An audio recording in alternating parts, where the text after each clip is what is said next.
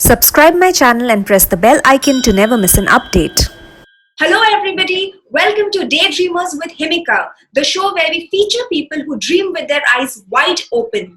And I'm very excited to introduce my guest today because who knows, he might help me fulfill that one goal, that one vision that I've had for quite a long time. That is going vegetarian. Not just going vegetarian, but going vegetarian with a substitute of plant-based meat. Abhishek Sinha, co-founder and CEO GoodDot, welcome to my show.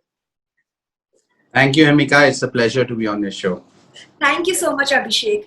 Now, Abhishek, for me, ideally, I see that a creator always, the way that he names his brand becomes the most important symbolic meaning or the idea of what he had behind that brand. So why have you named your brand GoodDot? So, Himika, yeah, it's a interesting question. Actually, it's a team decision. Together, the co-founders, we decided on this, name. We thought of various names, but we thought it should be conveying what we want to achieve and also be modern. So, in India, a processed food product has got either a green dot or a red dot to signify whether it is vegetarian or non-vegetarian. So the green dot, what we said, which represent vegetarian, we have taken it to the next level. So the green dot is now the good dot. So it's a vegan dot, which is good for you, good for animals, and good for the earth. So that is why it's named as GoodDot. Lovely, lovely. You know, the concept of vegan and vegetarianism has been there for quite some time. But cruelty-free meat is a very new concept.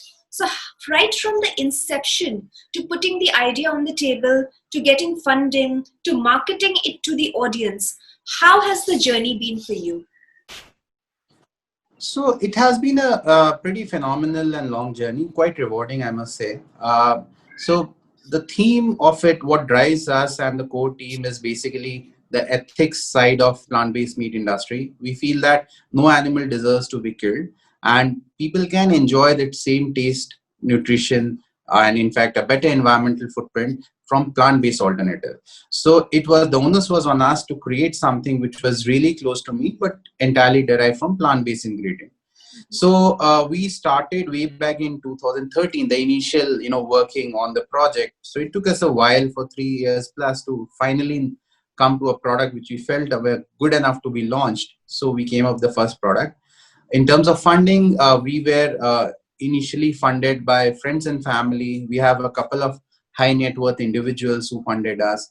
And there was also a venture capital fund based out of US called New Crop Capital, who put in, along with the initial investor, the seed money. Yeah. Okay. Your product relies very largely on the taste concept. So for somebody who's serving something that is so high on taste, have you known the taste of meat? Because you are essentially selling a brand that promotes vegetarianism. Yeah, I would say yes. Unfortunately, yes, I know the taste of meat because I was an avid meat eater 7 years back. I come from a community where people eat meat and I like the taste of meat, but there was always a moral dissonance in terms of the ethics side. I felt, someone had to die to be put on my plate. So that didn't sit down well with me. So, I thought there would be many people like me who would, given a choice, if everything is equal, if not better, people would be going for cruelty-free options. So that was the drive. So that really helped me really understand two things. First of all, the taste and texture of meat. So that helped us in our product development. Secondly, the psyche of an average meat consumer. As far as India is concerned, I can say for sure, because, primarily, it's the taste which drives people from consuming meat. So thereby you had to come up with a product which tasted really good and tasted as close to as meat as possible. Lovely. So it has been more of the way we say practice before you preach. You have actually done practice, then promote. That's the example that you're leading with. That's brilliant. Absolutely. And in that, when I left it, I didn't have the luxury of mock meats. They were not available generally in the market. So I left it from a moral perspective, but I know it took me a very, very long time to take that step. But I want to make it easier for a lot of people to take that step by giving them good alternatives. Can you tell me a little about the product? As in, what is the make of it? Some idea? Yeah, sure. So our products, we have different set of products. Right now, we have 10 different products in the market. So the some are chunks of meat. For example, we have vegetarian bites, which is a replacement of chunk of mutton or goat meat. So that is the one primary product we have. We also have products which is like proteins, which can act as egg scramble and also as a chicken alternative in Chinese cuisine based upon the recipe. We have biryanis, we have Thai curries, we have pulaus with all plant-based meat incorporated in them. So those are the products primarily in the market right now. Shortly, we are coming up with a very unique proposition of vegan chicken in a can, which I feel is till date our best product, which will be launched very soon. But when you say plant-based meat, what kind of plants are we looking at here? If you could give me some idea. Okay. Because viewers So keep yeah, in terms of proteins, our have pea protein, soy protein, wheat protein. They are the three major proteins which are used to make the products. Of course, there are intermediate ingredients like ground flour, quinoa flour. It all depends upon different product mix. So the protein part, there are three primary proteins. Yes. Okay, lovely. Now, I do understand that veganism is a very strong concept in other parts of the world. In fact, last year we saw the Academy Awards going vegan in their menu. But in Yes. India, how has been the reaction in India? India takes So time to move, from a thought ideology perspective. So I would India really takes time to move. India does take time to move. There's inertia, but India easily accepts trends also, right? Once they accept it, the pace of acceptance is phenomenal. That's what we have seen. So we are selling all across India, all parts of India. Primarily, our earliest consumers are meat eaters who want to reduce or eliminate intake of meat. So India is quite ready for this kind of product. And incidentally, there was a large-scale global survey which was carried out on China, India, and America in terms of acceptance of plant-based meat, and India came out on top. An average Indian consumer is much more ready than an average Chinese or an American consumer to accept plant-based meat. And that was in a theory form, and we are being validated at the ground level. So there's a lot of excitement about these kind of products in India. lovely, lovely. Also, unlike other markets or other industries that have been affected by COVID-19, I'm assuming that because there has been a lot of talk about the disease emerging from the wet poultry markets, has that done more good to your business this year? Yes, for sure. See, COVID is not linked to I would say the poultry industry. The COVID, if you are talking about, there was a lot of discussions and articles which talked trying to link COVID with poultry industry, which is not the case. Of course, it did not generate there, but yes, bird flu does generate from the poultry industry. And recently, there have been cases that the frozen chicken samples from Brazil to China carried some COVID viruses. So, but that does not mean that the corona is generated from the wet market. But yes, other diseases are. So the general awareness level has increased about the risk propensity of meat industry. Of course, hygiene issues are very important to be taken care of. So that has created a lot of tailwind for spaces category like plant-based meat, and more people are curious and trying to experiment with plant-based alternatives. So it has helped us as a company and as a sector to get more consumers really interested in our products. Lovely. Any interesting stories of people who have moved from hardcore non-vegetarianism to vegetarianism that you could tell us about? Yeah, there are a lot many. There are a lot many, and that is our, one of our high points. Whenever we get some of those reviews on our Instagram, Facebook, YouTube, we get all those consumers telling us, and they have made videos of their conversions. In fact, within our core team also, some of the core team members were avid meat eaters. Even after starting the venture, and no one could actually force them to give up on meat. But eventually, when they tried it out, they felt that their needs are met, so they have given up organically. We have launched a goodness mission in November of 2019, wherein we are going to convert 100,000 ex-meat eaters to vegetarianism by consuming our product.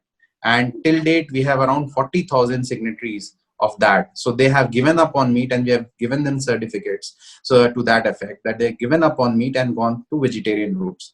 So yes, we are seeing great response in that space. That is beautiful. That is such a strong positivity and less cruelty, cruelty-free mission that you're driving, in this world, because it's a little unheard of, but it's a beautiful mission if it happens. Not many people are really thinking in this concept, because unfortunately that's a way of looking at it. There are a lot of diets that have been emerging in the recent times which focus on eating non-vegetarian food. For example, the keto diet has been heavily about non-vegetarianism. So it's a wonderful thing that you're doing. Yeah, absolutely. Anything about which parts of the country have been more accepting? Because some parts are more non-vegetarian than the others also. So, we have a very strong distribution network in RCM, which is a direct selling company with 7,500 stores across India. So most of experience is in the RCM channel.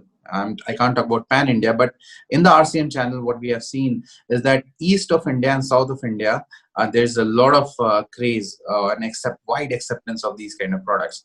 And when we do some of the analysis of those areas, for example, Bengal, Bihar, Orissa, Assam, in east and south, you'll have Hyderabad, Telangana, Andhra Pradesh, Kerala doing really well. So meat heavy states and meat heavy consumers are more inclined to go for this product. Yes, that sounds very interesting and very surprising, because I am a Bengali myself, and when you ask us to fish out of the plate, it is rude. Yeah. No, you'll still have fish or a mutton or a chicken on your plate, but it will be plant-based. We will make sure that we'll try to improve our products to reach at those levels. Yes. Lovely. In my house, my mom's a vegetarian. My dad and I are still to go. So thankfully we are speaking. So now maybe we'll start. I'll share a wonderful recipe of kosha mansho made with our products. Are you Please try that. I love kosha mansho. You would love. I hope you love it, and we'll love a feedback on that. Lovely. So, what are the future plans now with your product? Because I believe the international market is going to really welcome you with open arms, Absolutely, you're right, Himika. Our focus, we are having so much of, interesting, inquiries and tie-ups, both within and outside India. Sorry. Am I there? Yeah. I just lost you. Yeah. Yeah, sure. So we are having traction and requests both from within and outside India. We are now very excited about our latest launch in the next couple of weeks, the veg chicken in brine, which we feel is one of the best plant-based chicken in the world. So we are started exporting to Canada, Dubai, and shortly we'll be also exporting to South Africa, followed by UK and US. So we are working on that. So apart from India, we are diversifying our sales channel. We are trying going for more online reach also. So we are looking at global expansion in the countries where the maturity level or awareness level of plant-based meat is quite high, and simultaneously going for the metros in India. One more question is that there are other competitors also in the market, especially with some announcement of Nestle also coming up with their tuna-based meat product. Is there enough space in the market for multiple brands to survive and do a good job? Is the space absolutely big? It is huge. It's not even big. I think we are in short of newer launches. Even if probably the newer launches are 100x of the current rate of new companies coming into the space, still there will be room for more, because the entire $1.4 trillion meat industry is being disrupted. It's a massive global market. So I think, in fact, there will be a challenge from the supply side. The demand side, we have not even scratched the surface. So there's a lot of scope. Okay, interesting. Very interesting. So I'm going to come to my last question now. Um, Yeah. this show is called Daydreamers with Himika for a reason. The whole idea is about talking to people who are empowering their journeys and taking these stories to people, to audience who could get inspired to live their dream. That's the entire idea. That is why I speak to people who are new age entrepreneurs or people into unconventional careers or social entrepreneurship also. So I would like to know, we would rather like to know your message to the future daydreamers, to somebody who is a little worried about taking that step towards their unconventional ideas. Uh, I would say be true to yourself. I think more than a career, a venture, your life is the most precious thing you have got, right? And live it on your terms. Live it for a meaning. Money, power, authority, visibility, glamour. Those are not should not be the major driving force. It should be about making your life count. What really moves you, and trust me, you have that moral compass with you, which will guide you along the way. You need to take the leap of faith. You So have, in fact, don't taken worry the leap about of faith, if I'm consequences. not wrong, right? Because you are, I read in your profile, IRS. From there, you have. Yes. So, wasn't it Yeah. scary doing something like that? Because that also means a steady income. That means, and it's a fantastic position to be in. Absolutely. Absolutely. And yes and no.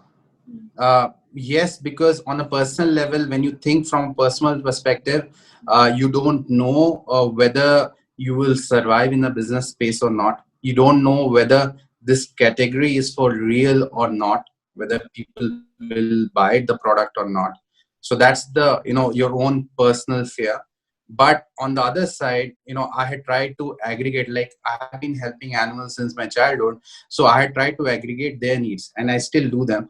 uh, so I was thinking from this perspective that, okay, if I give up on the dreams, I might secure my own journey, but I'll be letting those souls down. So I looked at this situation from their perspective, and it was a no-brainer. So I was not at all fearful. I left it to God. I said, okay, hang on, this is the thought which you put in my heart. Now you are responsible.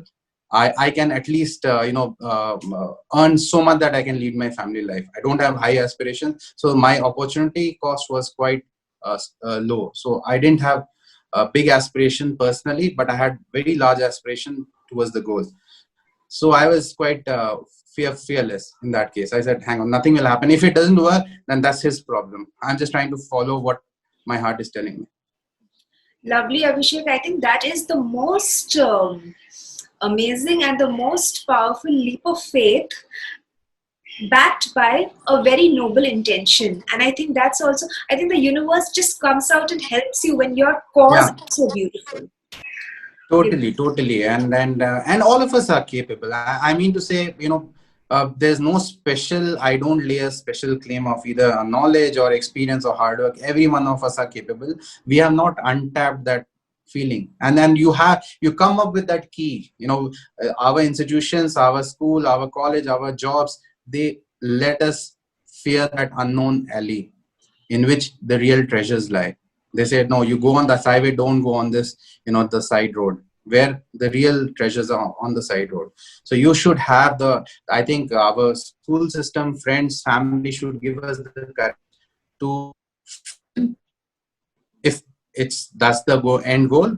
But the thing should be, they should have the courage to go for the journey. So I think if we are able to do that, pass on that message to our youngsters, I think the world is in a good place.